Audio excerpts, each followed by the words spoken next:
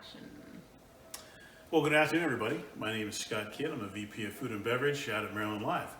Hopefully you've had a chance to look at our crab cake video that we shot earlier. Now we're going to focus on another dish here, macaroni and cheese, one of my favorite things to make. We're going to make several variations today, but we're going to start with a base sauce, all right? So, to make your base sauce, we're going to start with making a roux, which is equal parts of butter and flour. All right, you can see here it's about a wet sand consistency, and we're going to cook that, or I've already cooked this, for about 10 minutes. Now it's important that you cook your roux. If you don't, your finished product is going to have a very pasty flour flavor to it. And so by cooking it, you cook that pasty flavor out of it. Now, this is a blonde roux, meaning it's a white roux for milk.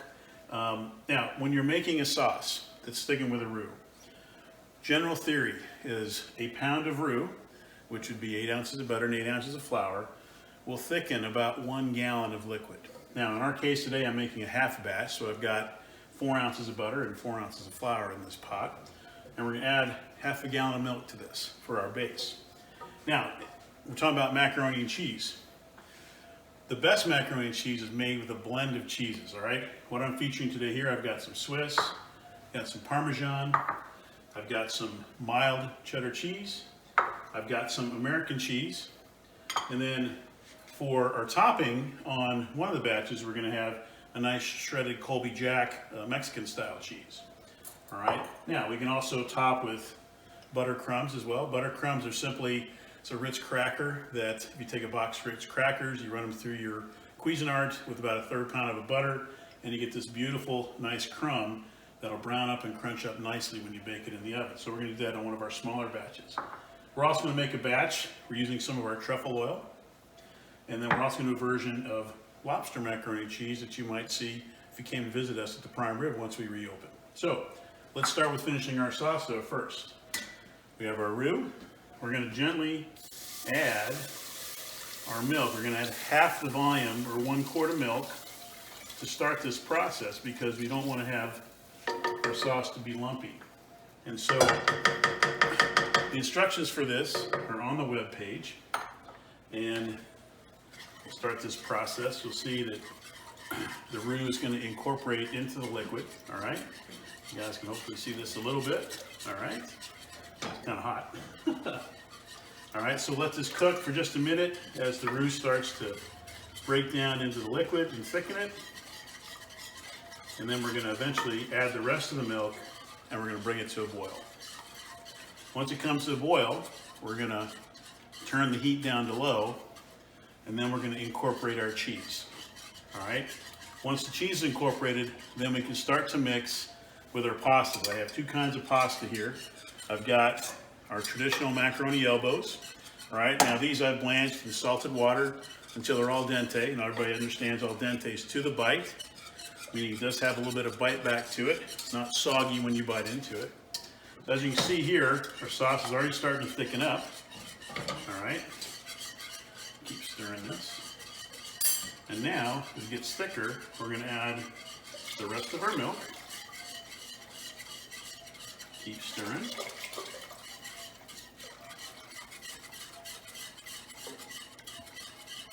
Comes to a boil. 3, go.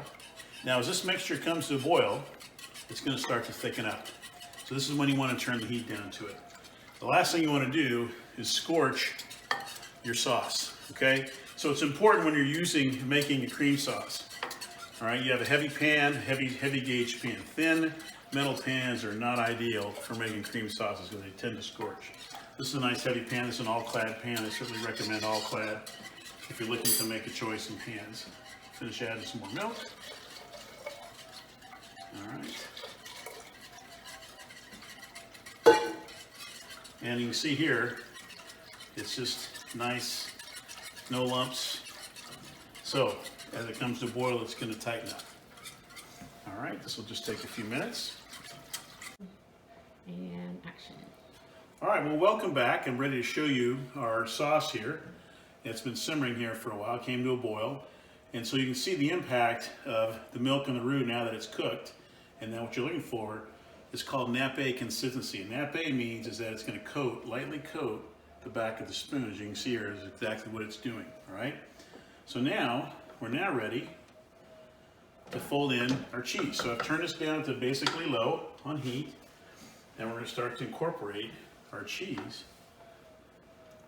But it doesn't matter which ones go in first, they just happen to be, got the Swiss right here.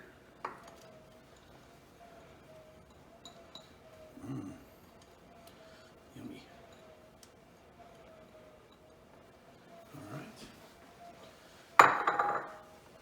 Put that in there, we get our cheddar.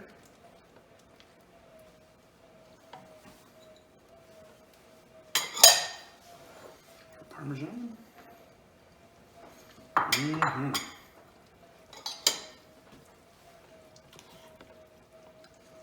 All right, we're going to add our American last.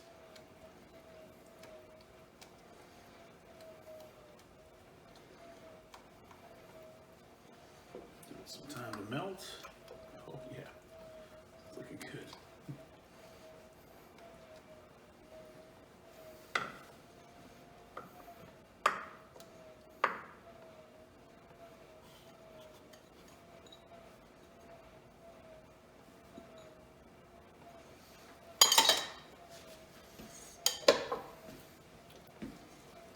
Oh yeah. Nice and thick, gooey, sticky. You want a sauce that's going to stick to your pasta, and this is it. Action. All right, so I add a little bit of milk. You can see here it's just a little bit thinner now. But you can see here we've got this nice gooey, it's going to really stick to our noodles here. So we're ready to start tossing our pasta. All right, I'm going to taste this first, see if it needs any salt.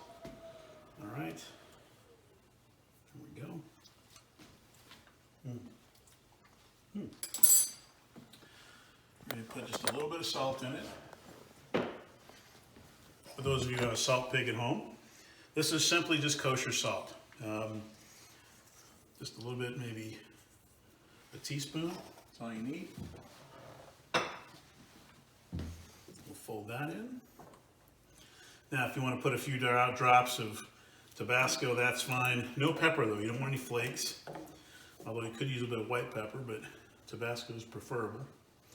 And we're ready to go. All right, why don't we make the pastas that you might get in the steakhouse next, all right?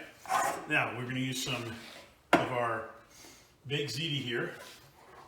And so we're gonna do this, we'll use a little bit of our lobster meat here.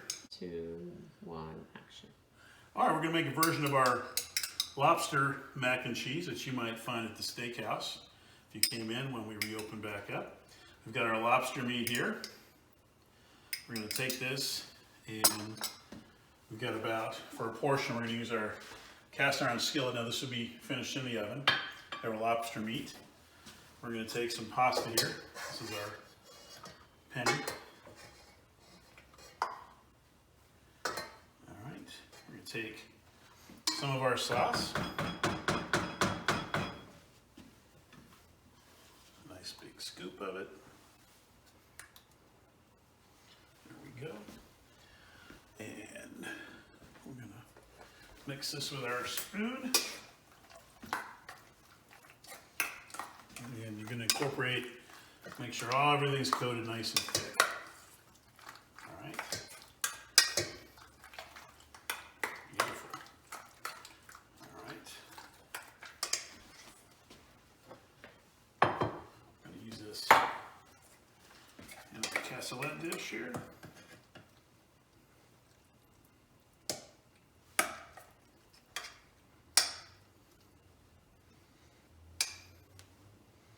Get on there. There we go. And I've got a nice lobster claw we'll use as garnish. And there you have it. We have some beautiful lobster macaroni and cheese. 2, 1, go. All right, we have our lobster macaroni and cheese. Enjoy. The next one I want to make is another variation. We're going to use our penny pasta again. All right. We're going to do a version that's also made with some truffle oil. Okay. Now, truffle oil, one of my favorite ingredients. A little bit goes a long way. This one we have today, we purchased this on our last trip to Tuscany, and this was bought in the little town of Tigliano. So again, we have about a cup of sauce. Close up of our truffle oil here. And we're going to put about 1 teaspoon, which is perfect. Give you a nice perfume with truffle flavor too without being overpowering. Now, for the fun part for this is we're going to use some of our buttercrumb top on this as well, which will add a little bit of crunch when you bake it in the oven, get a little bit of mouth contrast, and it'll be very complimentary. But again, you're looking for something nice and saucy and gooey. All right, we're going to put this in our cassoulet dish.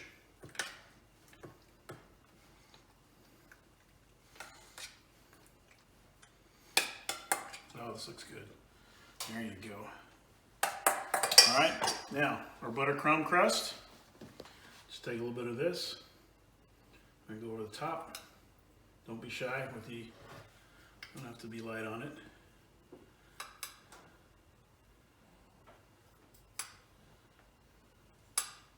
And then this, we would bake in the oven for about 10 minutes at 375 to crust it up.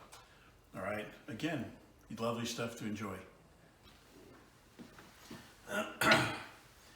Now for our large format here, which I'm making for a dinner in the future, I'm going to use the macaroni elbows that I have over here on the stove, and I'm going to fold in our sauce.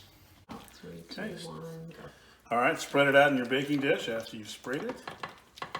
And this, we're going to top this one with our shredded Mexican blend here. And so this is what we'll bake in the oven. We get this beautiful, nice melty cheese crust on it. You want to bake this, if it's coming out of the refrigerator, about 350 for about half an hour. Just say that again. If it's just coming right out of the refrigerator, if you've made this ahead, you'll bake this at 350 degrees for about half an hour. And sometimes it's best to, if this dish is made ahead, pull it out from the refrigerator for about an hour, let it temper at room temperature, and then put it in the oven, and it'll take about 10 minutes less to heat up. All right, so you get nice, don't be shy with the cheese. And then you're gonna bake this until it's nice and golden brown on top, 350 degrees. So it's worth the effort. It's not a whole lot more effort to make this from scratch. I've got a little extra here I'm going to put aside, and we'll probably enjoy that tonight for dinner. And this will be for probably tomorrow. So again, take the time. It's worth it. Enjoy some macaroni and cheese and the variations that I've also made. Recipes online with the variations recommended in there. Use your imagination, whatever cheeses you enjoy, and enjoy a delicious dish.